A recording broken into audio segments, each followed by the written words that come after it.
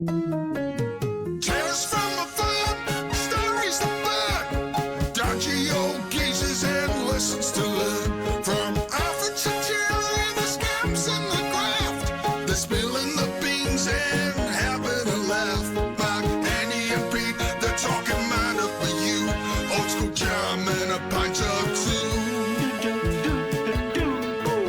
So press play now, don't miss a treat.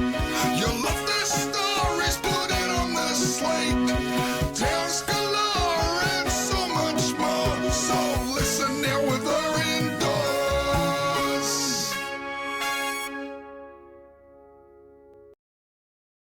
Hello there. I'm Pete. I'm Andy. And I'm Mark. Welcome back to Minder on the Slate, our podcast celebrating all things Minder. Each week, we rewatch, review, and rate a classic episode of this fantastic series. So, Pete, what episode are we talking about today? So, Andy, today we are discussing Series 1, Episode 10, The Dessert Song. Or the Desert Song? I'm not sure. If it was possibly the Desert Song. It's called The Dessert Song. It is called the Dessert Song. You are correct. It's spelt that way. But it was written by Andrew Payne. Maybe we can ask him. And it was directed by Roy Ward Baker. And it was originally broadcast on the 14th of January, 1980. Joining Dennis Waterman and George Cole this week, we have Glyn Edwards as Dave, Peter Bland as Charlie, and the lovely Diane Keane as Christine. So, Pete, what's going on in today's episode? Well, Andy, after saving Charlie, a Greek Cypriot, from getting a good hiding, Harry learns that Christina, Charlie's cousin, is being threatened by her brother-in-law, who wants to take control of her restaurant. So Terry goes undercover to catch the bad guys. He does indeed. Where do you want to start today? Who wants to go? Well, can I start today? Please. I can sense an Italian impression coming up. No, there's not going to be any. No, well, we might do some impressions. Actually, we will do some impressions later. I've got a question. Remind me at the end to ask you my question, my Roger Moore question. So remind me later. But today's episode, I want your help with this one because I've watched it last night and I was quite tired, and I watched a bit of it again this afternoon, and I'm not really sure what I think about it. So I want you to see me through it and tell, and by the end of it, I'll decide whether I like it or not. If that makes any sense. Does that make any sense? I'm not entirely sure where I am with it. It doesn't. So a lot of these, particularly the first series, I think the plots, there's often not a lot in them, but they can move around quite quickly, and they're sometimes quite hard to follow. And I like this episode. I don't love it. I like it. I like it more, as is always the case. The more I watch it, the better I think it gets. And I watched it probably about 4 months ago, and I've watched it four times in the last week. Yeah, times. No, I have. Yeah, there you go. Yeah, and 4 times in the last week. So in the last 6 months, I've watched it 5 times, and yeah, I really like it, and it's partly some of the actors in it, I think, add to that. I mean, they're all playing Greek Cypriots. None of them are Greek. So Michael Angelis did have a Greek father, so I'll allow that. But essentially, but he was born in London and raised in Liverpool. Okay, he's got the surname Angelis, but essentially he's a British citizen, isn't he? Diane Keane, no hint of Greek, and Daniel Hill, again, just born in Bristol, no Greek heritage. I'm not sure how convincing their accents are, but they would be fine for me in the late 70s, and even now. It'd probably be as good as our Greek accents when we do them later. It's one of the things that does slightly great with me is the accents. I don't know about you, but some of them great. As we've discussed earlier, I think, and this isn't a go at you, Andy, because I'm probably guiltier than either of you, you've got to watch, especially these earlier episodes, Mark, I agree, there's lots of twists and turns. You kind of got to watch them with both eyes. It's not something you can just have on in the background, because you do miss stuff. You miss the non-spoken stuff, you miss the plot stuff, and it generally will probably detract from the overall experience and leave you, Andy, kind of the way you've described, not quite sure where you are with it. So we will guide you through. We will take your hand and guide you through this episode. And yeah, it wouldn't suit the Netflix generation, would it? Which now they're deliberately designing programs for people to be scrolling on their phone and showing on the TV. So that dual screen, you can be on your phone, but you've got a TV program in the background and you can essentially follow what's going on. You don't have to have both eyes on it, as you say, Pete. But this, wouldn't suit the younger generation. They would have to concentrate for more than 5 Yeah. minutes. You do have to concentrate in bits of this, don't you? Mm. Especially sort of the Greek Cypriot thing, which I know a fair bit about that sort of thing, but I'm not sure the people when it went out at the time necessarily would. Do you think? No, I thought that as well, because obviously we've mentioned this in episode 6 as well, because we know someone who lives in northern Cyprus and the Turkish side, and so we're quite au fait with the 1974 invasion of northern Cyprus by the Turkish, and so the history is familiar to me, but it certainly wasn't until we went over or when he moved over there in the late 90s. So yeah, what it would have been to me as a 7-year-old, it would have meant nothing. But I'm not sure what it would have meant to the general adult audience in 1979 or 1980. Yeah, they probably weren't targeting it at 7-year-olds who were allowed to stay up past the bed. So, but yeah, no, I totally take your point. I mean, let's just work through it and see where we get to, chaps. What do you think? Yeah, I think so. Where do we begin then? The beginning's as good as any, Andy. Yes, so that's probably. And Andy doesn't remember what that is. So it's in Mario's Deli. Mario's Deli, and we've this is one for our Central London Minder tour that we need to put together at some point. There's a deli there, yes. And so they're on Brewer Street, is it? Yeah, Brewer Street. Brewer Street. So that Mario's Deli, Arthur's done a bit of a deal with them. As always, Terry's doing the heavy lifting. I don't mean acting wise. I mean literally, he's picking up unlabeled tins, and it turns out that they are tins of pickled walnuts. Pickled walnuts. I mean, I don't know how we can forget that because they labour the joke somewhat throughout. Arthur says he can't manage. He's got a bad back, and he's got 194 tins. Yeah, there's some peaches as well. Possibly. Because he says a few tins of peaches thrown in. Yeah, because I think at the first stop they get rid of the peaches, don't they? Right, that's it. If they go somewhere they see, I've seen it. So where you're good. Yeah. Even when you're not watching, you're watching. Yeah. So where they take the tins off to, well, you don't really see the outside of it, do you? But there's obviously somewhere, and they do the deal, and he said he only wanted the peaches, and that's when they walk out and see Charlie getting beaten up, isn't it? It is. Unless you want to go back. It is. Huh? And who is Charlie? Well, you haven't done an impression of Mario. I thought you were going to do an impression of Mario, but I'm not going to. I'll save that for later. Okay. No, because Mario's he's quite a sort of old actor of the old school, isn't he? He's I was looking at his IMDb. I think this potentially was the last thing he ever did, wasn't it? He lived a long certainly time on screen. Yeah, it's the last thing on his. But when you go back at his things, he's done all sorts of stuff, didn't he? Even he was in an episode of Hancock's Half Hour. The Bowmans, which is I quite like him. I didn't really appreciate him on first or second watch, but by fifth watch, I'm quite liking Mario now. Oh, I like Mario. He's curmudgeonly, isn't he? Yeah. Please come again, and then he's like 2 slices of whatever it is. He very much kind of sees Arthur for what he is, I think, doesn't he? As well, he's not Arthur really, bloody Daly.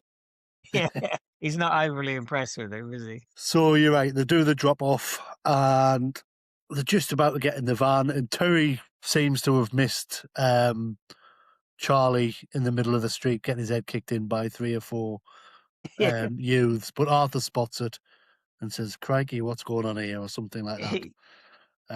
Going to do him a permanent. That's it. I always like to test you on the quotes, Mark. He's going to do him a permanent. That's a good line from this episode. Yeah. And they get involved, and all the lads scarper, and then we meet Charlie the cousin. Now, Mark, you said, who is Charlie the cousin? Yes, so he is, as we will come to find out, he is Diane Keane's cousin. Yeah. Yes. But he's also, I think, a bit of an overactor in this. I think it's, I'm not sure whether you say, I think even Diane Keane describes him as a bit of a a comedy Yeah, I thought, yeah. character, not character, but he's like a comedy person or a comic person. It's yeah, and it is quite overplayed, I think. He's in stark contrast to her, isn't he? And Daniel Hill, to be fair. And in fact, everyone in the episode. There's a bit of panto foreign going on, isn't there? Yeah, I recognised him. Have you seen him in anything else, or? He was in 4 episodes of Kelly Monteith in the 1980s. I wrote down. I don't think I would remember him from that. I was a big fan of Kelly Monteith in the 80s. It kind of suggests that he moved to New Zealand or something, but he still seemed to appear in things. But I don't know. The only thing I recognise him from, but it's probably from stills rather than the film, is he plays the main copper in the 1973 farce Don't Just Lie There, Say Something, with Leslie Phillips and Brian Ricks and all them. Oh, okay. And I've definitely seen it, but years ago, but I've got quite a few stills from it. And he plays the sort of, snooper of the yard or something like that. That's the only thing I fully recognised him from. Yeah, And as befitting someone who is obviously playing a Greek Cypriot in this, he was born in Scarborough. And he's wearing what was presumably once a white suit. Yes. But they if do a you've really been good pummeled job. if you've been pummeled on the high street and beaten up just on the road, yeah, it's But- understandable that it's gone slightly off-white at this stage. Speaking of his beating, did you clock the car the hoodlums disappear off in? No. So the car they disappear off in is Freddie Fenton's car from The Bounty Hunter. They've reused the motor, and it's the same car. They should have reused Pete Beale as well, shouldn't they, as one of the heavies?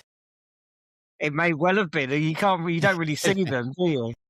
Sorry, Mark, can I just pull you there? I'm assuming you mean versatile actor Peter Dean. I do indeed, yes. So Quick question on the beating, as Andy referred to it as. Obviously, we're going to get into the plot. Is there other people that he's got to do a fight with or giving him a good hiding? Like, are they meant to be are they Cypriot, Turkish Cypriot? I think they're supposed to be Turkish Cypriots. I've just got it on the screen playing now. Doesn't look like But Pete. But they're not Doesn't he- involved. It's nothing to do with the restaurant, is it? He's just got into a fight with them. Yeah. He's been mouthing off. Yeah. He does. I think he explains it. It said what it was. Yeah, it said it was about a statue of a Turkish soldier in Nicosia. And they were saying, have you seen this statue? And obviously, as a Greek Cypriot, he's not very happy about that on the basis that a Turkish Cypriot has shot his brother, which is why he's very anti-Turkish Cypriot. Well, you would be, to be fair. It's a reasonable, in quite such a comedy pantomime villain style, I'm not sure. Yeah, that's his reasoning for getting beaten up, because he's obviously got a bit mouthy in a coffee shop or a bar, and he's been given a proper good pasting as well. 3 people tackling him on the street. Yes. So they take him back to the restaurant, and I'm assuming you have done the location scouting as per minder.org today on Indeed. this one, and it's something hill. I can't remember They where. say but it's Palmer's Green, don't they? But the actual restaurant is Man looked something up on a computer. Crouch Hill. End Hill. Crouch End Hill. That's Okay. yeah. And it is now called something the Titanic. It's been rebranded, but it's still a restaurant. It looks a little bigger. I think they've expanded out sideways. They've doubled up, haven't they? What sort of food is it now? It's Thai, I assume, as in Titanic rather than just Titanic. And it's a Thai restaurant now. So it does look quite good as a Greek restaurant, though, doesn't it? Greek isn't my favourite food typically, but that looks a really quite appealing space. I could quite, as Arthur says, pop in for a steak and chips at lunchtime. and a bit of TLC. TLC and a fillet steak. So what do we make? 'Cause obviously, again, we've got Arthur. He takes a keen interest in Diane Keane straight away, doesn't he? So this is another episode where he's thinks himself as a ladies' man, and it's quite funny when you look at. I've looked up some reviews and stuff on minder.org and generally people don't like after all the thing we had with the last episode, people don't like Arthur Daly Ladies Man. But when it's this episode and it's Diane Keane, everyone goes, well, it's all right. It's Diane Keane. I'll forgive him that one. I don't No, mind but if it's Ladies Man if it's Diane Keane. I'm not No, having this- it. If it's no, Sheila, thi- it's Diane Keane. It's fine. Absolutely fine. this is flirty Arthur, isn't it? Arthur's flirty in this one. In the last one, he's a bit, I don't know, it's a bit grubby and overdone, and he obviously gets somewhere, which is just unacceptable. But flirty Arthur is sort of okay, I think. Although we did lose that in the later series, but this is sort of, he's still early 50s. Thinks he's a little bit okay with the ladies, but flirty is okay. That's my take on it. Okay. He's And it trading. is Diane Keane. Yeah. And we can't underestimate that. I did, via a mutual friend, did reach out to Miss Keane for Did you? some comments, and we haven't heard back, sadly. I suspect she must have listened to the previous episodes, Mark. She's heard you bigging up the sex thief, and she's boycotted the whole thing, because obviously that is a film she does not look back on fondly. So you blew it, basically. I wasn't going to mention the sex thief this week either. So yeah, that is a shame.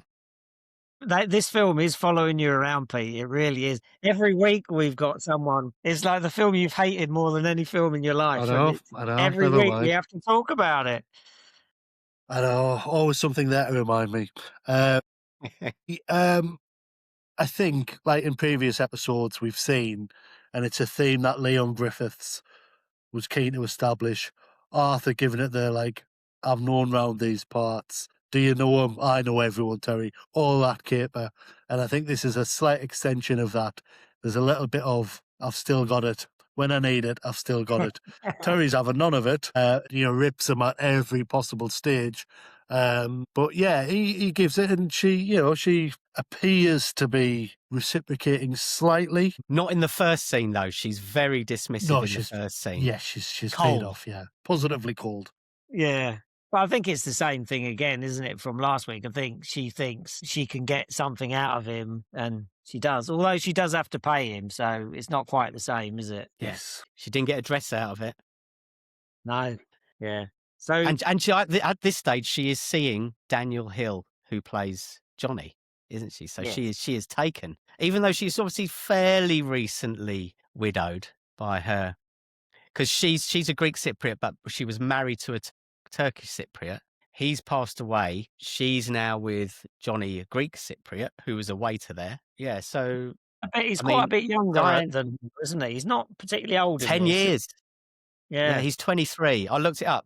He's 23 in this. I mean, Daniel Hill does a remarkable job of every time he's on screen, not just in this, but in anything he's ever done. You really want to give him a slap, don't you? I don't know how every character he seems to get. And I'm sure he's a lovely man, and he's very good at playing a really slimy, obnoxious person, isn't he? It's very, Although, very... I wanted to ask you about this, because obviously he's famously Stephen the Yuppie in Only Fools and Horses.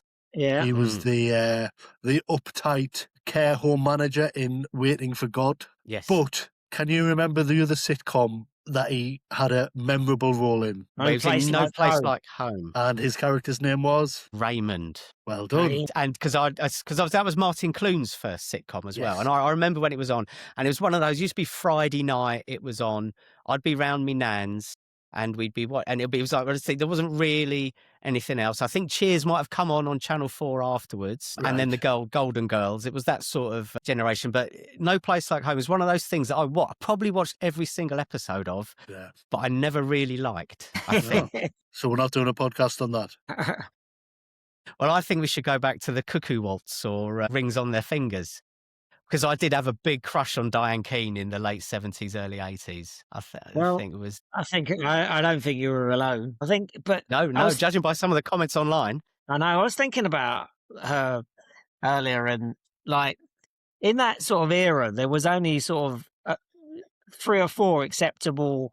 I don't know how to phrase this, but you know what I mean? How, like, with mainstream, because you didn't have, like the internet and stuff, and so there was only sort of 3 or 4 women that were considered sort of totty in those days, wasn't there? I can't describe what I mean, but there was like her and Felicity Kendall, and maybe Joanna Lumley. There wasn't. I mean, Lisa Goddard.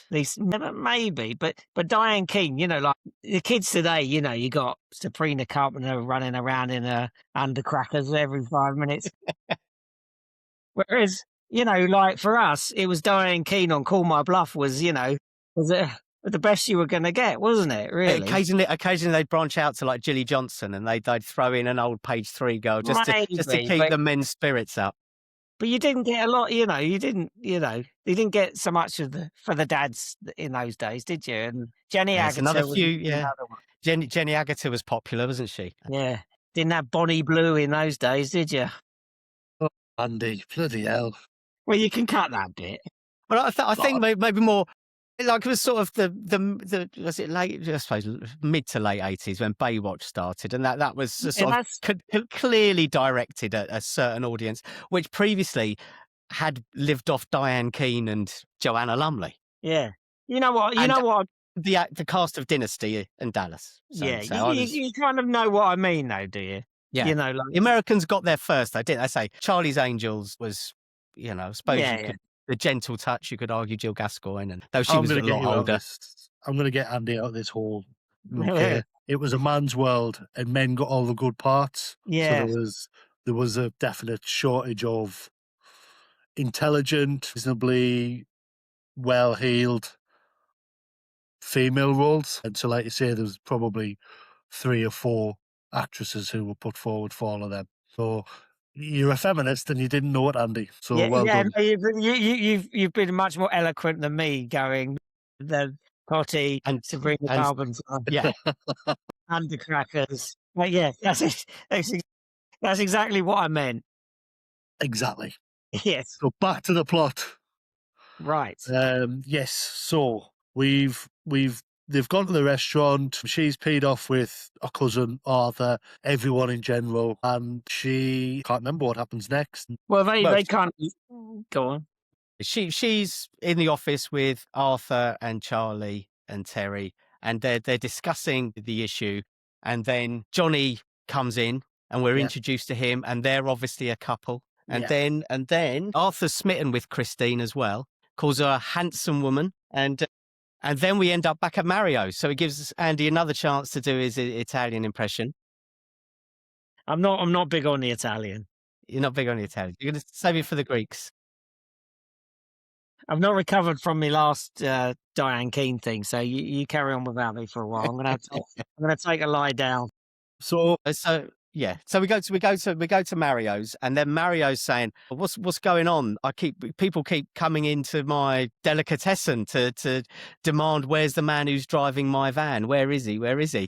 And he's going, first of all, like, posh woman came in, bloody foreigner, and she's asking where he is, and then another, and I think he describes him as a chaotic or again, comical sort of man comes in and is saying, and he wants to know where the man is driving my van. Another bloody foreigner. So, and it's like, can't understand anything he's saying. So, you've got that nice sort of multicultural battle between the Italians and the Greek Cypriots there. Yeah, so, that's the bit where he cuts the 2 slices of mozzarella as well, isn't he? And he's not happy about that.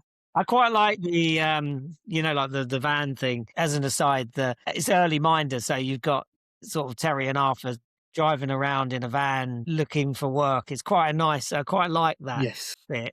I quite like. Because Terry says, Arthur says, go down the pub and do the shift there. At least that'll bring some money in. Yeah, they're scrapping about for money, aren't they?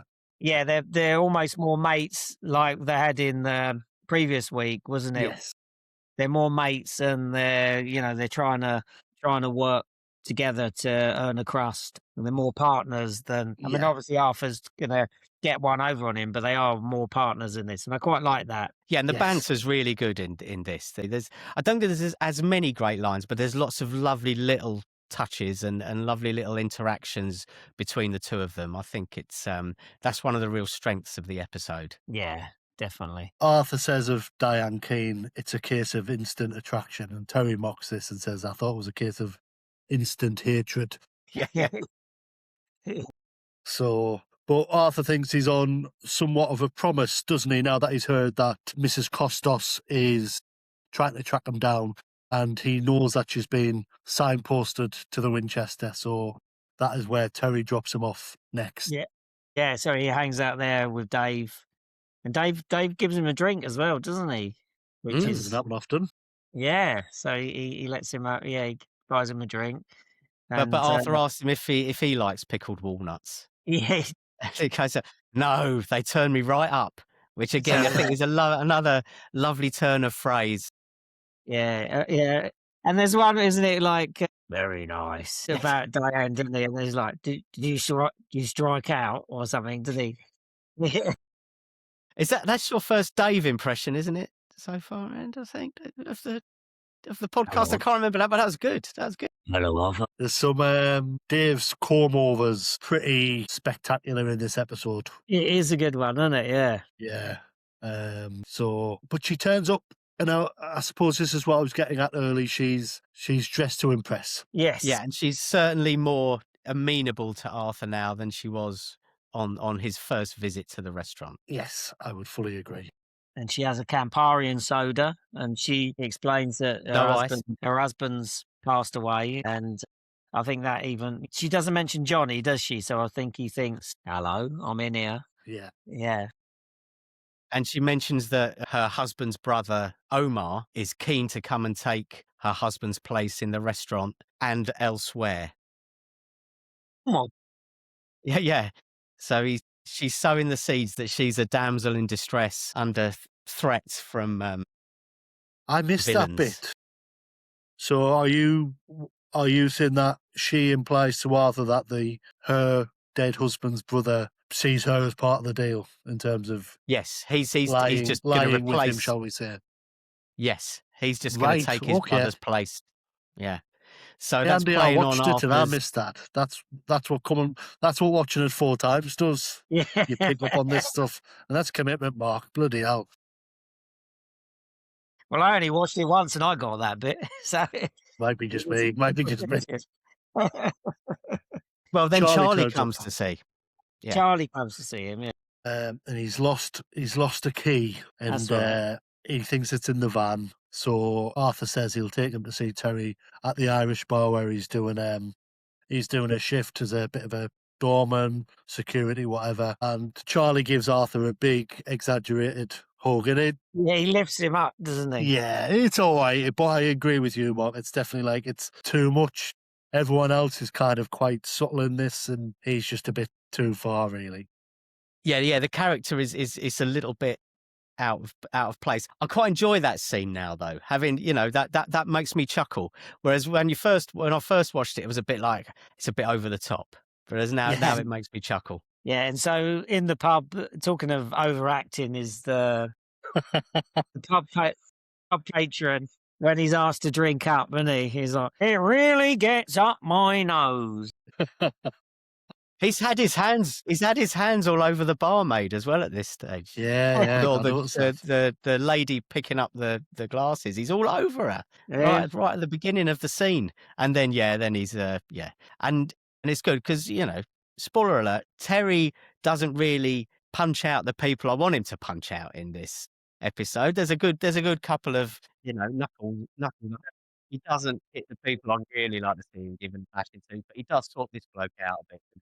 Gets him in an arm lock in a lot of pain and sees him out of the pub. Yeah, and what does he say, that he's a plasterer or something? I couldn't work it out. I could not work out what it was. He's going around and he's going, I thought he says he's a plasterer and he's breaking his arm or something. Yeah, it could well be it.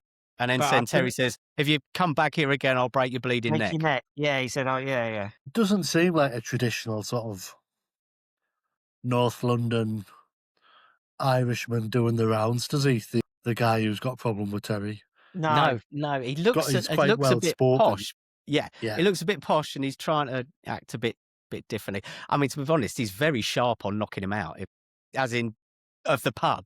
Of when he's like called last orders, and then they're shoving them straight out. I think I'd get annoyed. So he had a point. We're gonna get up your. Yeah. Does he say the law can get knotted or something like that? Yes, they Yes, get like, yeah, up the law stuff or the something law like- or something along those lines.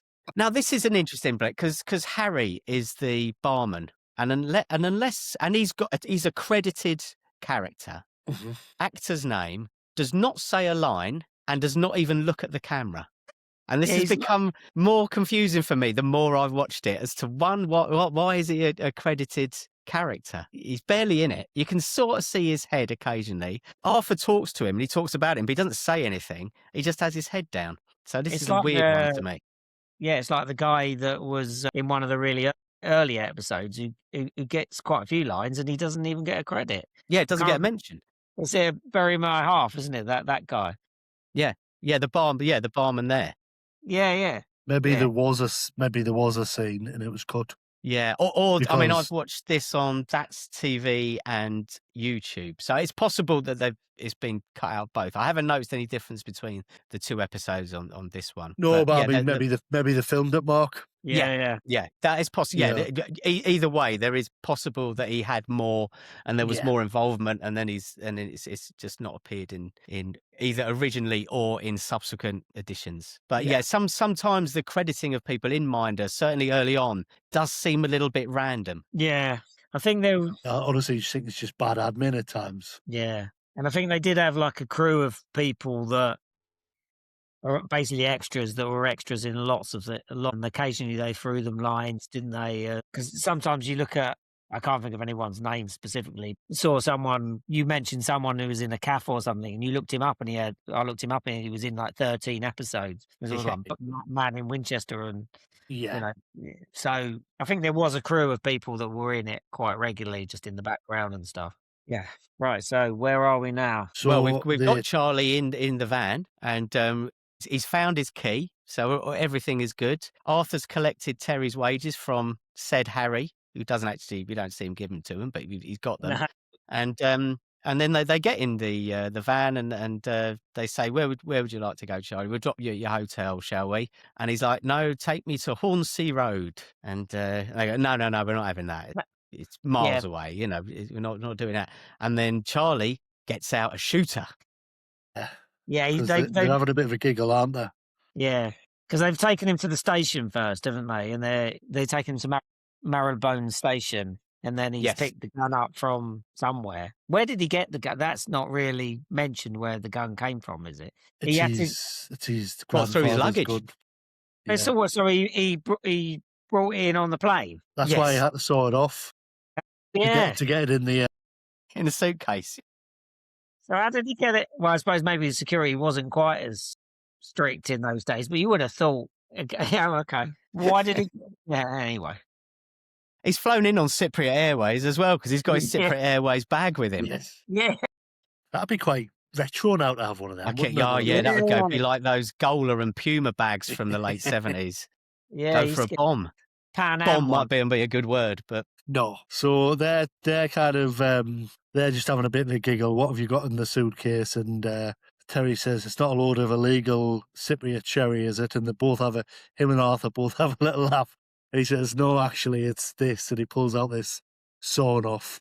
Yeah. Then basically puts it in Terry's back, really, doesn't he? And says, drive to. I'm assuming at that point he's still insisting on Hornsey Road. Yeah. And Arthur talks him down, doesn't he? Which is very un-Arthur like of later Arthur. But and he says to him, come on, there's no point blowing Terry's head off.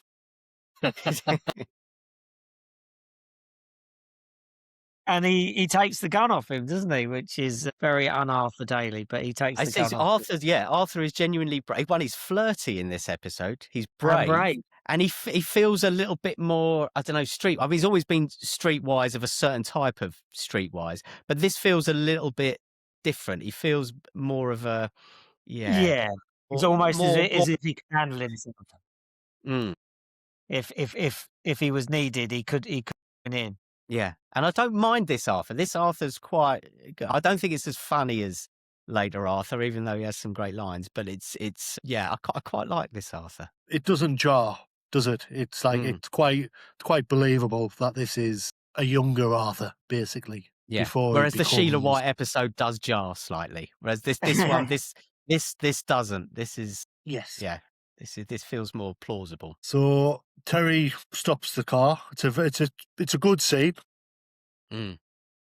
and he's obviously very shaken by the fact that a madman, despite the overacting, I think he is meant to be a very eccentric, excitable character. He's very shaken up by it. Charlie kind of says, "Terry, I'm really sorry," or something like that. And he says, "Do that again, son, and I'll break your legs," or something like that. Yeah. And then they But take him it's back really to good. I the- think it's really good acting from Dennis Waterman in that scene. I think it's Yeah. really nicely played. He genuinely looks shaken up, angry, disappointed as well. Because as Arthur says in the scene, he's your friend. He's your friend. Yeah. He stopped you getting a pasting. Yeah. Outside when he's on the street. And now he's turned a gun on him. So that is, so a little bit of tension there, but yeah, really nicely played by Dennis Waterman. Yeah. a good exercise, Mark, in less is more, do you think? Mm. Acting Yeah. wise, no, I definitely agree Certainly with you. compared to Charlie. Yeah. more is definitely less. Yeah. Jesus. And after he explains basically his reasoning, doesn't he? And says that they shot his brother and stuff, and he wants revenge and stuff. Yeah. And then Yeah, Arthur so says, they go back to Charlie's hotel room Yeah. then. So and Arthur says, "Was it if you go around London topping Turks, you'll end up somewhere with no kebabs." Yes. And there is another pickled walnuts gag here. And in my notes, for prep for today, I've written in block capitals, they really labour the pickled walnuts gag. It's like, I'm surprised they didn't. They called the episode "Desert Song," didn't they? But that is, it could easily be called the pickled walnut. It's I'd agree. all the time. And have either of you ever had a pickled walnut? Because I don't think I have. I may have done. Might have done, yeah. What Do they pickled turn in you up, Italian? and- Would you have it with Chinese or? It's supposed to go with like English cheese, like Stilton, and it's to be on a cheese board, according to Google. And blooming expensive. If you look at, I looked up pickled walnuts last night. It's on, it seems to be mainly eBay and Amazon that were offering it out. Some of the jars are like 50 quid. And Arthur had 200, and they were big cans as well. Yeah. He was on a winner with those, really. Yeah, there were some cheaper ones, about 8 quid, but it still seems expensive for a pickled walnut. But apparently, it's a bit of a delicacy. I may have had it at some point, but I don't think so. For the avoidance of doubt, I have no intention of ever trying a pickled walnut. Ever, ever, ever. Not even in the pursuit of some kind of, purity or something. Absolutely not. I'm never going to do it. We'll hold you to that. Thank you. So the next day, Yes. Terry and Arthur go to the restaurant. Arthur speaks to Christina. Terry's fully suited and he's having a bit chat with Michael. How do you pronounce it? Angelus? Because I've pronounced it Angelus all my life, but I'm assuming Angelus is probably... I've always said Angelus. Yeah, I have as well. No, the it's great probably me. Michael Angelus. Yeah, the great Michael Angelus as well, or Angelus. 100%. I've been rewatching, just for a laugh. I've been rewatching Boys from the Black stuff recently. Well, it is a laugh a minute, isn't it? I mean, it's well worth it if you want a bit of yeah. light entertainment. Yeah, and I've just watched his episode, and he's sublime. He's brilliant. I have an interesting bit of trivia for the podcast, and I think now's as good a time as any in terms of Michael Angelus. So, as we know, when Ringo Starr stopped doing Thomas the Tank Engine, Michael Angelus took over from Ringo Starr as the narrator. He did. His elder brother, Paul Angelus, who was definitely in the Sweeney One film, he's in the Alf Garnett saga. He takes the Tony Booth role in the second Alf Garnett film. Okay. He played Ringo in Yellow Submarine. He did the voice for Ringo. Wow, So Wow. there you go, full circle. that is a That's- great link. Well done. Thank you very much. We've been asked to go down more rabbit holes, haven't we? And that is a great rabbit hole. You asked, we give. Yeah. I'll clip that one out for the Twitter. So Terry's all done up. He looks very smart. I think this is another beige episode at points, certainly in terms of Arthur's attire. But Terry looks good, and Arthur has a little chuckle, and as he's leaving, he says, "Don't put your thumbs in the soup." So there's loads of little interactions in this one over of how they look and how they're behaving, and Yes. their little comments to each other in the restaurant are sublime. I think it's really nice They're episode the for those best two. bits. Yeah, definitely. Terry's waiting with who's having the little green round things. Oh, that'll be my And then Terry meets properly in earnest Daniel Johnny. Hill, Johnny. Yes, Johnny, and this is good. This really sets the scene of one, Johnny being just horrible and how he treats people. And bear in mind, he's 23. I mean, he's got a very superior attitude for a 23-year-old. Yeah, He has he really indeed. does. He's knocking off Diane Keane, isn't he? He's he's doing all right for a 23-year-old. Yeah, would give you some swagger, wouldn't it? Yeah. Well, And he's almost half owner of the restaurant, really, isn't he? It's it's going well for him. at this stage, Shens, I am going to intervene with this. I've got in touch with Daniel Hill and asked him if he had any particular recollections he wanted to share, and it was a very positive recollection. He said he loved it. He specified kissing Diane Keane. What's not to love about that? And George Cole and Dennis Waterman singing the theme tune to him, apparently. So Whoa. that is an exclusive for the podcast. Wow, Yes, that's great. I would love to hear George Cole sing the theme tune as well. definitely. I wish that was recorded somewhere. Yeah. Yeah, because I mean, they wouldn't have had, because obviously this is the first series, so they wouldn't have gone out. They would have filmed them before it went out, wouldn't? Do you know what I mean? So you wouldn't Yeah. necessarily know the theme tune at that stage, would you? Possibly. And that's why maybe he was saying, well, what is the theme tune to this? And then the two of them Yeah, did yeah, it yeah. for him. Yeah. I mean, yeah, So- that's quite good. Very good. That's great. How is Daniel other than that? I don't know him. I know that he's very present at a lot of, because there's loads of Only Fools and Horses conventions, and Yeah. he really gets behind. I mean, they all do, to be fair. Like all the people who had sort of memorable small roles, like him, Daniel Peacock, the guy who's Mike Fenton Stevens from the Groovy Yeah. Gang. They're all really up for it, so they obviously enjoy it. He fully embraces that. You're right, Andy, but probably not Yeah, life pay changing, decent mate. money. So Keeps you ticking over, though, doesn't it? And Daniel's it what? does, He's mate. 70 now, isn't he? So, Is he? little bonus on the pension. And and you get to hang out with people you've known for 40, 50 years and have a little drink, probably, if that's your thing. What's not to like? But I really have a lot of time for actors who aren't snooty about stuff like that. Do you know what I mean? Yeah. Where they're just like Yeah. all in, good game for a laugh, brilliant.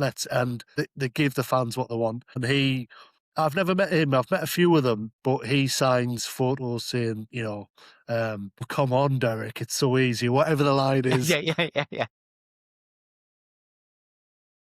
So yeah, I think he's very nice, but I don't know him. I just did manage to get in touch with him. Oh, well, we'll That's have good, to try again. We'll have to get him on. Good idea. Brilliant idea. That's the thing, Yeah. because the actors who did these things, they wouldn't have been paid much for their role at the time, and it ends up being repeated for nigh on 50 years, and so they remain familiar faces to the audience. So it's great that they can still get a bit of money out of it, if that's through conventions or signings or whatever it is. I think that's fantastic to play iconic roles in iconic shows. Definitely. And like you say, even small parts, everyone remembers them, Yeah. so, and fans know the lines inside out. So yes. So he turns up, and Terry says that you can't get in the back, and he says, I think he utters the immortal line, "Do you know who I am?" Yeah. To which Terry replies, This is Uh-huh. good. Hitman for Fanny Craddock. Yes. Is that right? That's hard. I did Yeah, write yeah. that down as well. Sorry. Which immediately took me to the Legend movie with Tom Hardy when he's playing Reggie Cray, who uses the Fanny Craddock line when they're having the big the shootout in does he? Turner's Yeah. Old Star pub, which Andy was Yes. in on Friday. Friday, yeah, went in on Friday. Excellent. We Yeah. need to do a whopping crawl at some point, don't we? Yeah. Did you have a bloody big shootout? Well, There's a very eccentric landlady in there. She's good.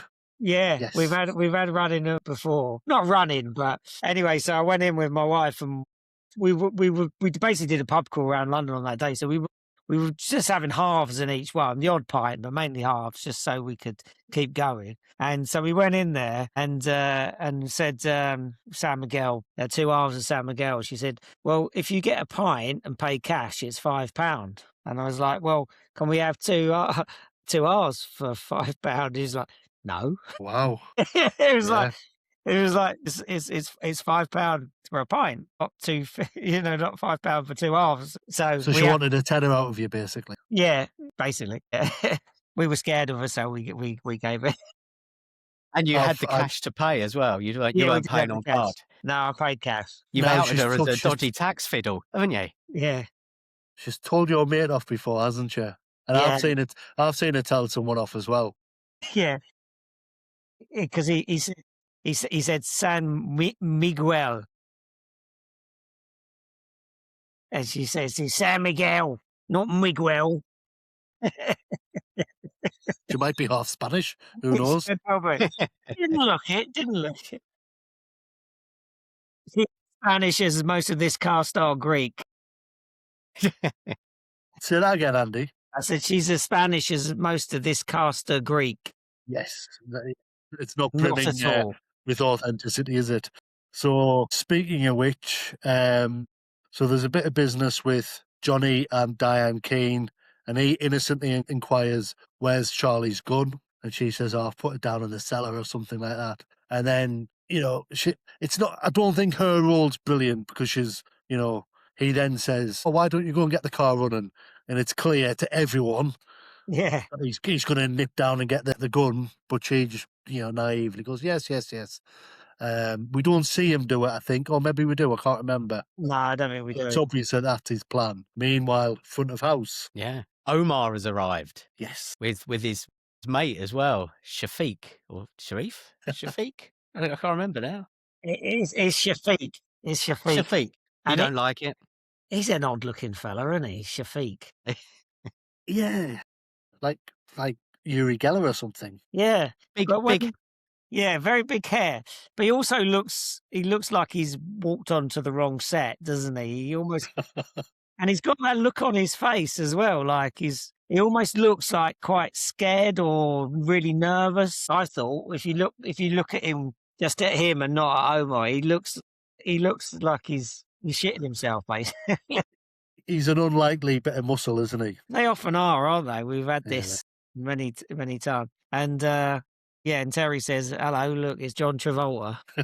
Well, because he starts off because he spins around and does a kick, doesn't he? He's like, he's like, hello, it's John Travolta. But They he didn't also, look because like- he starts off like in a kung fu stance Yeah. or karate stance, which is exactly what Howard from Ever Decreasing Circles did Yeah. in the Mr. Mukherjee episode Yeah. 7. So there is something about when they're confronted with Terry, these elite hard men suddenly decide to go into karate kung fu mode. And obviously Bruce Lee was de rigueur of the time. So, but Terry gives him a good pasting anyway. One punch to the solar plexus and Shafiq is down and out, really. It's pretty decisive. It's pretty, not decisive, that's not the word. He deals with it swiftly, promptly, takes care of business. Yeah, and Omar leaves and says, basically threatens and says that the restaurant will be out of business in a week or something, doesn't he? Yeah, closed in a week. Closed in a week. And And then Terry and Diane Keane disappear into the back room and where Johnny is, and Johnny's he's not taken to Terry. He's sort of dismissive of him, saying he's being paid too much. Terry's saying, you're at risk here. They potentially shut the restaurant down, and Johnny's Yeah. like, well, that's what you're here for. And then Terry points out, well, they might do it by, firebombing, whatever means possible. So there's not something you can do that. And like Johnny's like, well, just call the fire brigade. That's what you're here for, isn't it? You're supposed to be the hard man. Very dismissive, very obnoxious in every way. And then, Diane Keane sort of steps outside. Terry slowly, and then Johnny says to him, get out in the restaurant. just go out there. And then Terry's like, I'm not having this anymore. Slowly shuts the door behind him, walks over. Johnny's about to make a phone call, picks up the phone and slams it on his hand. Good look of pain on Daniel Hill's face here. Some good phone hand pain acting going on. And then and Terry's like, I take orders from Mrs. Costas. When I'm in the restaurant, you don't talk to me, you don't look at me, you stay away from me because I'm something along the lines of, I don't like you and I'm finding it very difficult not to show it. Yeah. So it puts him in his place properly that, Terry is in charge. It is not Johnny, this jumped up little Greek Cypriot who's having it away with Diane Keane. Yeah. It's uncharacteristic. It's good. It's gritty. But we don't really see Terry doing that kind of thing that often. So, I like it when he does it to the people. He should have done it to the bouncer in last week's episode as well. To Brian Croucher, he should have done it to him, but he didn't. It's good to see him do it to Daniel Hill this week. I agree. Yeah, so, go on, Andy. I was going to say, so Arthur's comes in for lunch, doesn't he? And he's like, table for one. Yeah. One what? Yeah. And they have a little bit of banter about his arteries and all that and eating too much meat and all that sort of stuff. And then someone arrives with some pita bread, don't they, in a box. And then it turns out it's some of Omar's people who have basically brought a load of cockroaches and rats and stuff into the kitchen. Yeah. Not nice, is it? It's horrible, isn't it? And then, lo and behold, 5 minutes later, the health inspector arrives. Now, when I was watching this, I was thinking, like, that would never happen. They wouldn't turn up that quickly. But did you say earlier today to us that you've seen that actually happen? Or It's been twice, at least twice, when I've been in bars in New York, actually, which serve food, and they clearly get a bit like Ofsted or something. They clearly get like an hour warning or something like that. So they get the phone call and then they just start binning everything. They run round like madmen. They're like wiping everything down. I've seen sort of, preserved lemons and stuff like that just get binned, and then the person turns up. So it's not necessarily that much of a stretch in terms of the reality. I don't know. Okay, because I thought it was a little bit like Omar had been in 1 minute and then... And there is a break in between. We're assuming this is a different day we've moved to now. Oh, okay. So there is a perceived gap, even though on the showing of it, there's not a huge gap. But it's been to a break. Effectively, we've come back another day. Oh, okay. Omar has phoned up to complain about something. They're going to send round the health inspector. He's arranged for his men to go in, deliver the pita bread, and put cockroaches all over the floor and shove rats into the deep freeze. Deep freeze. Yeah. Which again looks running all over the meat, is not very appetizing. And to be fair, they do a very good job of clearing it up. There's a few cockroaches still running around, which Michael Angelis has to distract and do a sort of a cough as he stamps on one. And they give Terry a ladle to hit the rats with to get rid of them. I mean, they do clear it up very quickly. So again, I think that's the bit that lacks plausibility. But they manage to cover themselves off, and Arthur manages to delay the health inspector by claiming he's in the business and he wants some advice. So it's a rare moment of Arthur getting stuck in for the greater good. Yes, and helping out. Or thankfully, like you say, they recover the situation. Yeah. And then, like, hello, what's this? It's a ladle. I love that. Funny place to keep a ladle. Dennis is and good then we there. cut to Charlie. Yeah, Dennis is really good. It's a really nice touch. But then we cut to Charlie, and he's opening his suitcase back in his hotel, and he's got the gun again because Johnny has managed to, as we said earlier, get it, hide it away from Diane Keane and get it into the suitcase when she dropped it round to Charlie. So suddenly Charlie is back in the game of going after Omar. Yeah. And Christine comes clean to Terry and Arthur, doesn't she?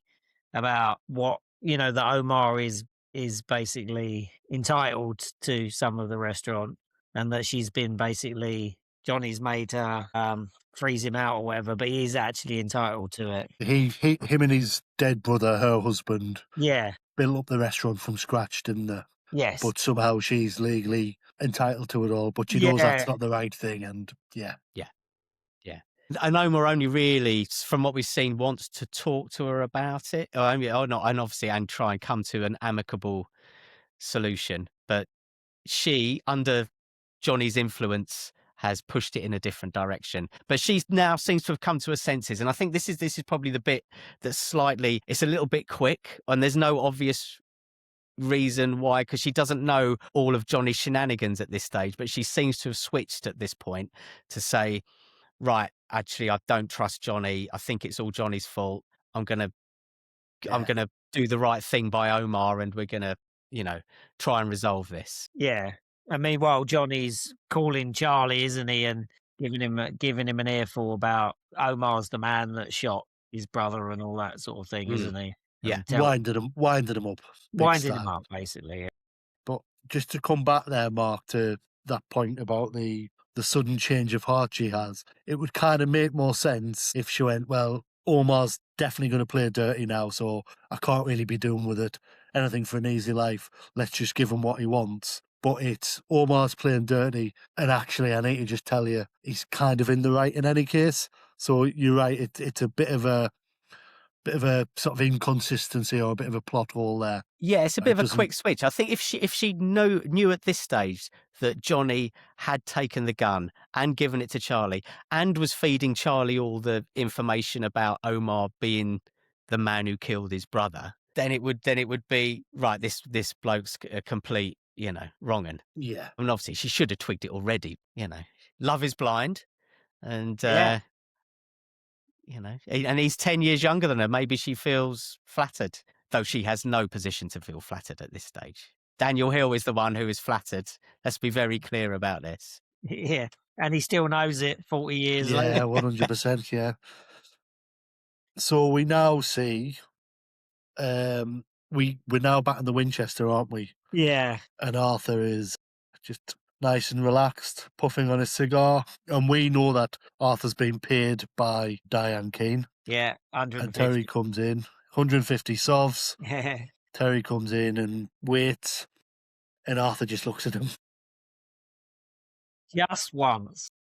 Yes. Just once, it would be nice if I could get my wages without having to ask. Yes, very good. Yeah. Yeah. And then Christine comes in and then Terry and Arthur sort of start putting two and two together, don't they? And Yeah, so it's Arthur who sort of works it out that what Johnny has done. Because Christina's come to them because the gun has gone missing. So she thinks, and Charlie's gone missing. So she puts two together from that perspective.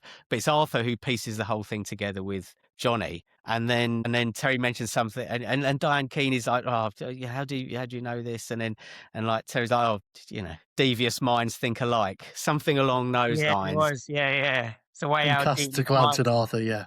Yeah. And the Hornsey Road's mentioned again, isn't it? Yes, so they again put two and two together and work out that Charlie has probably gone to Hornsey Road. Well, they mention Hornsey Road, and then Diane Keane mentions that that's where Omar's restaurant is. So again, the whole thing is now coming together. We need to get there quickly and warn Omar before Charlie does something that he'll regret, something that is wrong as well. In terms of, it's not even a justified revenge killing because Omar had nothing to do with it. Yes. So the reason that he's going there to do it is completely false. So so they head over there and Terry steps in to warn Omar about the issue. But Omar has hired some heavies since we've last seen because Shafiq is not quite up to it. So he's got another couple of bigger guys in. Yeah. All happens quite quickly, doesn't it? Yeah. There is a scene in the taxi which is a bit weird. So they go to shoot a man, go to murder someone, but they take a taxi, even though he's got a car, and Daniel Hill, but they take a taxi and they're in the back of the cab with the driver in the front, and he's saying, I'm only murdering this man because of this. There goes your alibi, mate. Well, but taxi drivers are bound, aren't they? They're like priests. They're not allowed to divulge. Yeah, anything. lawyers. Yeah, exactly. Yeah, okay. But he picks him up from, is it Baron Barron's Court Station, Yes. and if One of my the comedy memory, station names, like Hampton Court, Earl's Court, Aaron's Court, and It's it, you just know, about and you also, yeah, that is always the answer. It's just the way I walk. if memory serves, that is next to Terry's most famous drum. I think I got off there, and when I went on a right, okay. yeah, that's the station. That's the station you go to find Terry's, the most famous of Terry's Yes, flats. the one on the The corner. one on the corner. Yeah. Yeah. Wasn't it? Was it Baron's Court? He gets out of when he goes to the other Greek place.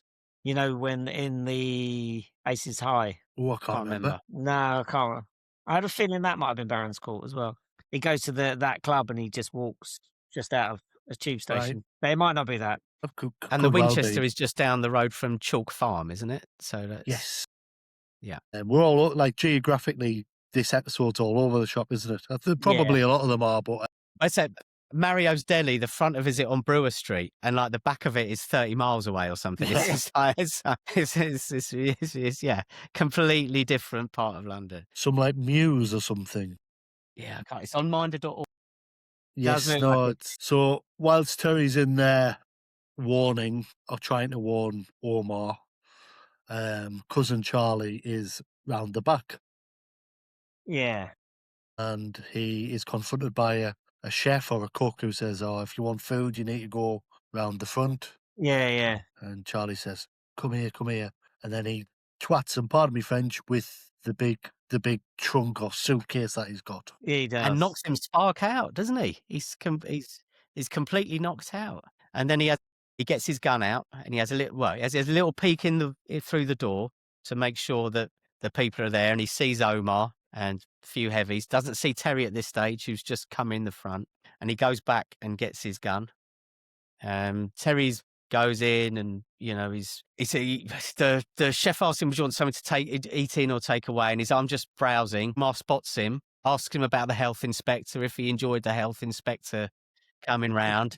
Points out he's employed some new heavies who are, you know, ready to sort him out. And Terry's like, "I'm here to save your life." At which point, Charlie is getting the gun out of the back. The chef then wakes up again, having been knocked out.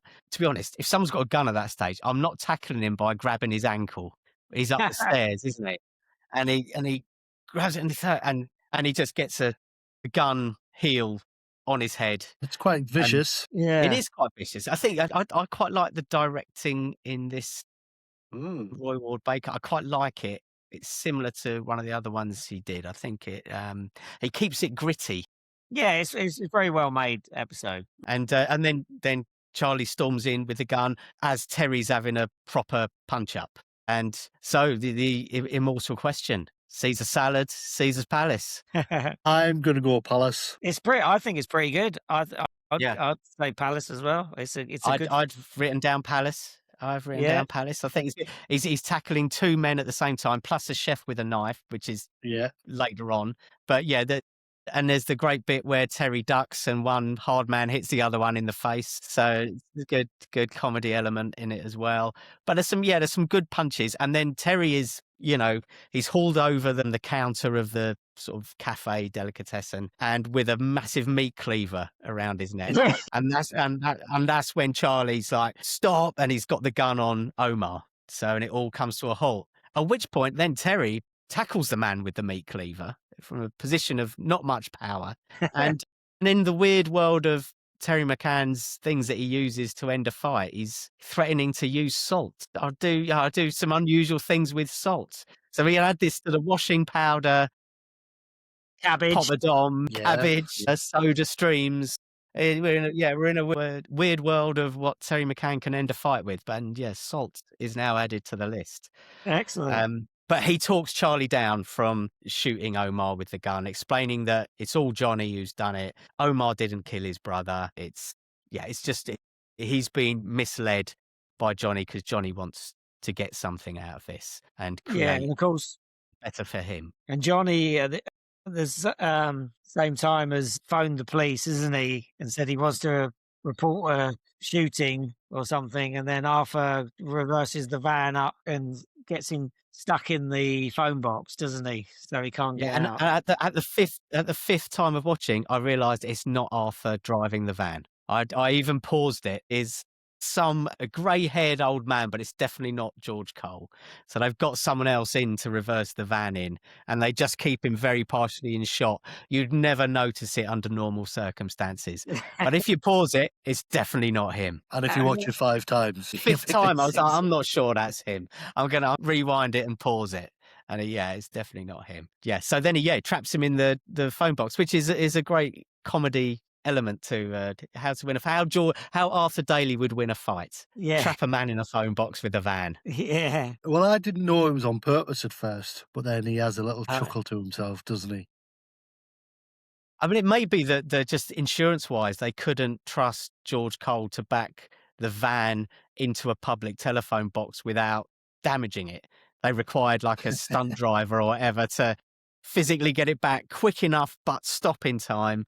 And or maybe they'd already damaged a couple and they thought, stuff this. This is we'll I get think there. Daniel Hill's I think there's a stunt person used in one of the shots with him as well. Probably when he's in the phone box. That's what I mean. Yeah. Yeah. And again, they probably filmed it miles away from where it's all meant to be happening, which is incidentally just off the main Camden High Street, just down from the Blues Kitchen in Camden. Yeah. Just down from there, round the corner. So yeah, again, maybe one for the central London Minder tour to end all Minder tours at some point. Yeah, that would be good, wouldn't it?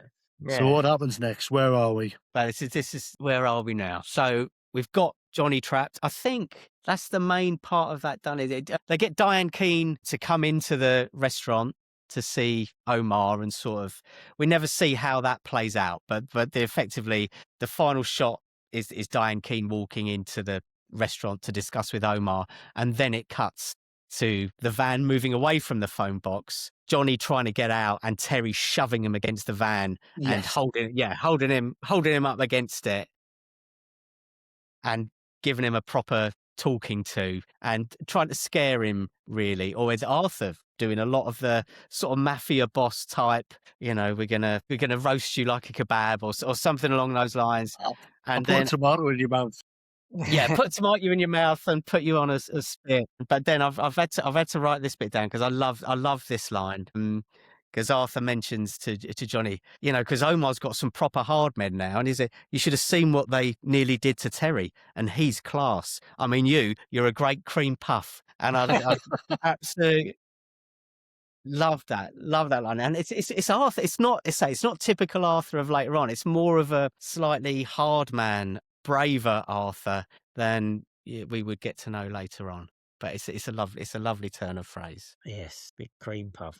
And then they try and get money out of Johnny, don't they, by selling him the van 500. And the pickled walnuts. and the pickled walnuts. Yeah. 500 quid. He says he got cash. He's getting scared, Johnny, and he says, "Look, I've got cash. I can pay my way out of this." And so they sell him for 500 quid, and then off to Mario's to give him the good news that they've got rid of his van and walnuts and any peaches that happen to be left over.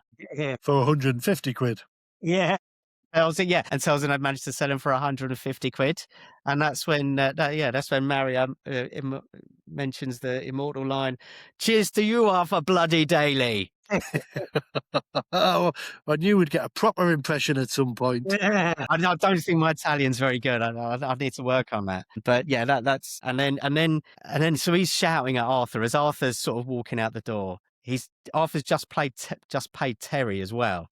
And then Terry starts to look at the amount of money he's got out of it, and he's clearly not happy either. Yeah. And we mentioned before that Arthur, you don't see him running very often. You see it on the rugby pitch in later series. We saw it in an earlier episode, but this one he legs it out of the shop and he's flying past as Terry chases him out, going, "Hey, Arthur!" And it's. Arthur! I think I think a lot of the first series of Minder, the endings aren't always great. They're a little bit half-hearted, half-assed finishes. This is a great ending of an episode. It's a proper sort of punchline, bang ending. I really like. Yeah, because they've sorted out the nonsense with the villains, haven't they? done all that, and then there's the comedy part. You know, they've had this pickle walnut thing running the whole way through it. And then, you know, it's ended with Mario and Mario getting done over, Terry getting done over. It is a really good ending. I do like the ending. And Should have given Johnny a Arthur, whack, though. Should have given Johnny a whack. he did do his knuckles though. Yeah. Yes. That must have hurt. Arthur says to Terry, you know, as he's just fobbed him off with less than whatever he should have got. Yes. And he says, "You're down the dragon tonight. It's your favourite band, the one that gets them all murdering each other." And like you say, it all comes good, but it all ties up very nicely. And very typical Arthur Daly, very typical Minder conclusion. Yes. Very good. So that's that, isn't it? With the That It's is episode. at the end of the episode. End of the episode. So Andy, have we brought it to life for you? You have. It was good to hear it, and I'm not convinced. I mean, I don't know if you want to get into the scores now or the Hall of Fame or whatever, but what do you want to do first? Yeah, I mean, I think let's do Hall of Fame considerations, and then let's do our scores and any other business. Yeah, so I'll leave that till later then. What I think. So Hall of Fame, I guess we're probably looking at. Well, I don't think forgotten the fella's name. Charlie. Yeah, Peter Bland. It's not a great. It's not a great performance. He's very much overacted in it, but it's quite good fun. But do you think he would get in? Definitely not. No. It's not. I wouldn't even consider Peter Bland for that one. Is he an unlikely fan favourite? Is he one of these that people really like? Don't think so. I No, don't remember seeing any comments about how great Peter Bland was in this. Because if he was, he scored in. I mean, the only like Diane. Whenever you I went on Minder.org and looked at the sort of discussion board about it, and people just mention Diane Keane. They don't mention anything about the episode really. I think it's one of those. I think it's not that memorable an episode, and all people just care about Diane Keane.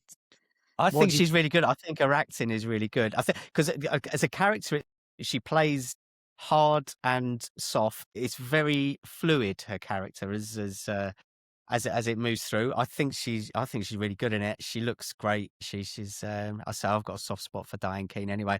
I would put her in. I vote to put Mrs. Costas, Christina, the lovely Diane Keane. I vote to put her in. Whilst I agree, she's a classic Minder femme fatale. Like you say, hard, vulnerable. And actually, that is, you know, we've seen quite a few female characters like that thus far. I'm really sorry, I disagree. I don't think she's Hall of Fame. It's no slight on Diane Keane. Like I say, I agree. She's fantastic. She is on many, many levels a touch of class, but I'm not sure the character, and I don't think there's enough there to put her in. And I can understand that because, as I say, I only came to that conclusion after the fourth watch. I was not thinking that on the first or second watch. It was, she grew on me even more as we went through, and so yeah, I came to that conclusion after fourth. So I get the deciding vote then. You do. Are you keen as mustard, or are you not keen? I'm very keen on Diane Keane, but I think I don't think it's her fault. I think the part's slightly underwritten. I think they could have done more with her, and she's good enough to have had a bigger part, because really it's a little bit underwritten, I think. Bit by numbers. Yeah. I think they could have done a lot more with her. So I'm going to say no, even though I think she's great and I think she's good in it, but it's not Hall of Fame. It's like if you compare it to Anne Lynn, who's in already, it's not up there with that sort of performance, is it? I assume at end of series 1 we're going to have our sort of Champion of Champions Hall of Fame, and we'll do the Cameo Kings, the Champion of Champions. So we'll have a round at the end. But I accept that Diane Keane doesn't make it, and I'd say I don't disagree on my first few watches, but I would. And we'll open it up to people and ask, you know, if I think maybe we should at least let one more person in if there's a, you know, maybe. They've only got 3 in so far. We're on episode 10. maybe Mr. Mukherjee will, get in through the back door, or Well, maybe we can have a public vote as to yeah, is it Diane Keane or or Saeed Jaffrey yeah. or who else? Who else knows from episode 11? We've only got one more episode to go of series 1 before we Think go into the wrap up. I think in our end of series party, online party, I think we should all have the right to change our mind about one thing. Whether it's putting somebody into the Hall of Fame or your final score on something. I definitely want to revisit some things I've said. Is I'm that not in saying life I'm flaky. or just in mind? Just in mind, just in mind. Life as well, but just in mind. Is it worth, because you mentioned the writing there, Andy, is it worth having a quick discussion about the writer, Andrew Payne, and generally what we think about the plot and the writing and stuff like that? Because I have a fairly strong view on this, but I'm keen to hear your thoughts. So Andrew Payne he wrote throughout the Terry years, didn't he? He writes quite a few episodes. So, I think. What do I think? I think it's a fairly decent script, don't you think? I mean, it's not bad. What And what it's is touched on multiculturalism again quite well. That sort of changing face of London, which Minder's tapped into a lot in this Yeah, first series so far, really isn't has. it? And it's to say the second episode, which is heavily featured the Greek, Turkish, Cypriot world. Yeah, I think it's slightly confusing. I think it's slightly confusing at points. I mean, I said to you, I haven't watched it 4 times. I've watched it once in recently, so maybe I need to watch it a bit more. What are you kind of getting at as far as Andrew Payne goes? I think it's, and when I'm going to use phrases which makes me sound really sort of snooty and snobby, so apologies, because I'm not taking away from the how hard it is to write and stuff like that. I think it's competent, and Andrew Payne went on to be one of the most regular returning writers on Minder, and subsequently his various scripts are fantastic. I think in this one he was at a slight disadvantage, possibly in that he came in at the beginning and it was still in some form of sort of genesis or whatever the phrase is. So he didn't quite have the full picture as to what he was dealing with. So I think it's pretty good. I think it's all right, but compare it to, you've talked about the banter and the back and forth. Compare it to last week, for example, the back and forth there. In that a slightly different league, but Leon Griffiths had the absolute advantage that it was his vision. Yeah, So I think it's a really good start, but it's probably, I think, time will tell. It's probably his least effective episode as a writer, but then he went on to be yeah. one And of it's the the same. It's the same ultimate with Michael greats. Tony Hoare, isn't it? They're both the sort of those two between them become the most prolific Yes. writers. But I think their 2 episodes in this first series are 2 of the weaker ones. Yeah. And it's all relative, isn't it? It's still Yeah, really yeah, good. yeah. I mean, I'm not being they're weaker, but not bad. But and as you say, I As mean, mentioned, there's I think the direction is good in this. I think it's directed really well, yes, and I think it has that grittiness in it that is typical of the first series. But I think this one is up there with the grittier ones. Yes. I'd yes, agree. yeah, I'd agree. as well. There's some violent moments which are effective, and I don't think they're gratuitous. I don't think they're there for, I'd use a modern parlance, shits and giggles. I think they're there to be shocking and effective, just like we saw last week when Brian Croucher gave that lad a good hiding as well. So okay, so we've talked about Hall of Fame. The high bar remains in place. Scores on the doors. Mark, do you want to go first? Yeah, I'm going. I think it's a solid episode. Diane Keane is good. Daniel Hill is typically sleazy and unlikable. I think Michael Angelis slightly underused. So I think it's funny that all the 3 English people play Greek Cypriots. Yeah, Charlie's a bit of a clumsy, hopeless character, but I quite like it. I think, the banter's pretty good. It's not the standard maybe of last week's, but I think there's some lovely touches with Arthur and Terry in this one, and I'm going to say 7. Solid 7. 7. Do you want me to go next, Pete? Go on then, Andy. So I haven't watched it quite as much as you. I mean, to be honest, I really struggled with the accents. Not that I couldn't understand them, but You couldn't I'm copy not. them. Yeah, I just Do you just hate it foreigners? took because a lot of it is bordering on the carry on, isn't it? The accents, they're they're very sort of carry on abroad kind of accents, some of them. And I couldn't, even though like you're saying it's quite well directed and it's quite good from that point, I just don't really enjoy this one. I'm sorry. So I'm going to say 5. Interesting. I really enjoy this. I really enjoy that we all vibe off different episodes differently and get more, and some we enjoy more than others and vice versa. I'm going to go with 7 as well. I think it's a what's the word I used before? I think it's I'm having a mind blank. It's solid. I don't think it excels, but I think it's pretty solid.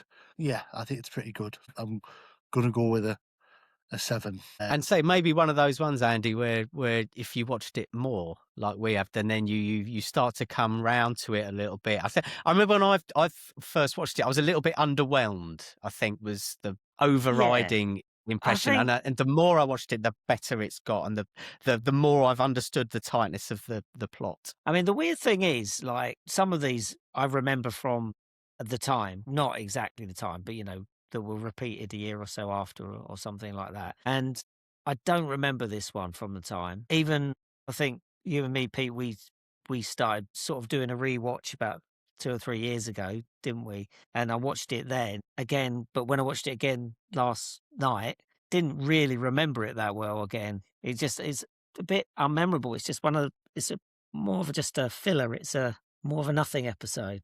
It's fine. It's perfectly fine. And maybe 5 is a bit low, but You're good. yeah, exactly. Can't win them all, can you? You can't love them all. You can't win them all. So I've got a question. Actually, one little thing. I put it out on Twitter about this. I only did it quite late, so we haven't got that many. Someone, Vic's Moxie just said Mario's pickled bloody walnuts. And he also mentioned Daniel Hill was the bank manager in Fools and Horses. Is Bren a friend of yours? Yes. Yeah. So he said Diane Keane circa 1979 trumps your Linda Barron, Pete. What a dame. Cheers, Bren. Yeah, and a couple of other people. Oh, someone called Sandra has said, "Hi, handsome." I don't know who's that's aimed at. That must be to you, and yeah. You're the on the slate master. Yeah, but one of us is handsome, so that's good. If you want to reply to that one, you're welcome. Oh, look at me. Yeah. Not another one of your sex bots, and yeah, could be. So. Yeah, Russian sex bot. Question for you. I was doing a bit of research a few weeks ago. I didn't mention it last week, but a few weeks ago I was doing a bit of research. And did you know that Roger Moore was a Minder fan? Wow. So apparently, Sir Roger Moore, James Bond himself, used to get his daughter to tape Minder for him and send it out to him in Switzerland, and he was a big fan. And I'm not making it sounds like it's something I'm making up, but apparently that's true, and apparently that he wanted to be in it as well. And they didn't put him in. Yeah, apparently they just couldn't. Apparently they couldn't. They never worked out a time when his schedules didn't match up or whatever, so he never appeared in it. And he'd have been great in Minder on the Orient Express, wouldn't he? Well, this is my question. Is you don't have to answer now. We'll put it out to everyone else. The question is, what Minder character do you think he would have been great at playing? Hold that thought. I'm going to press stop. I really need a wee. Just 2 seconds. Bear with us. I'll go as well then. That's a fascinating question, Andy. Let me have a little think about it. Yeah, I have a couple of thoughts about who he could have been. So I was thinking, because we were doing series 1, you think Roger Moore as Scotch Harry? I'm doing the bizzer. I heard kebabs. So it could be The big Cockney hard man. yes, or shooters, Terry. Oh my God. Send in your suggestions in the comments, but we'll, and then we can do one each week. But I think that would have been quite interesting. I don't know. They probably would have written a specific part for him in something, but it's interesting that he could have. Yeah. He could have been I wonder in what wonder how there must be a backstory. So love to know more about that. Or potentially the Richard Bryars character in what's it called? The salesman. Yeah, officer and a car salesman. Yeah. Do you know who I was thinking? That could have been him. Clive the bigamist. Yeah, potentially. Or even the Nicky self-inflicted. Or even the Nicky Henson character in Bury My Heart at Waltham Green. Yeah, he'd have done it better as well. He would have done, wouldn't he? But he only offered once he'd become a fan, so we'd have to rule out any characters from series 1. So because we don't know when he became a fan, did he? I'd imagine around 84. That's my. At least he got money. to do the impressions, anyway. What about? But that's yeah. I heard kebabs. But will there be any more people you can do an impression of who suddenly wanted to appear in Minder in the 90s, appearing later on? Because now it seems like I've made this up. Michael Caine wanted to appear in Minder, I understand, and it does sound like an act, like I've made it up just to do a Roger Moore impression, but I didn't. I literally did read that he was a fan. Whatever it is, Arthur, leave me out. Is that Scott Harry again? What's going on? Rubbish. Oh yeah, a fascinating bit of trivia to end on there. There you go. So people put in the comments. Challenge. Yes. So and in terms of what else was, just a couple of quick things was going on else in the world at the time. There was 2 things which I think are culturally very important. The Rubik's Cube made its international debut at the British Toy and Hobby Fair at Earl's Court. That was in this time.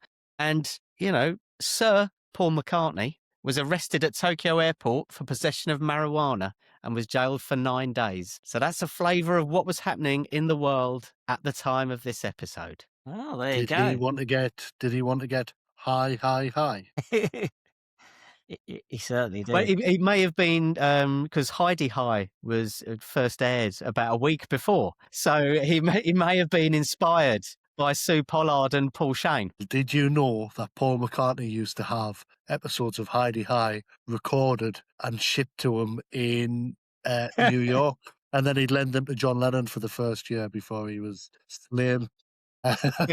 Anyway, on that dark note, any other business gentlemen? I don't think so. I wanted to give another shout out for the Minder reunion at the Cinema Museum on the 30th of May, presented by Misty Moon Promotions, who we know, and obviously probably many listeners know. So that's at the Cinema Museum in Kennington in London. Fantastic venue. I'm sure you'll both agree. And it will be emceed by none other than Ray Daly himself, Gary Webster, and there's other guests to be announced. And more significantly, there's going to be 3 legends in their own lunchtime who will be there, i.e. us. So, come and say hello. Yeah. And we will do Roger Moore impressions. Oh, you will. You're the best. Yeah, no, that's really exciting, isn't it? I'm looking forward to that. It'll be good fun. Yeah, please come along and please come and say hello. We're very nice. We will talk to people. You're getting the drinks in for everyone, Andy? Yeah. And anyone can have whatever they want, all on me. What, the first round? Never. On that note, thank you for listening to Minder on the Slate. We shall see you next week for the final episode in Series 1. We'll see you then. All the way. We'll see you then. Take care. Goodbye. Bye.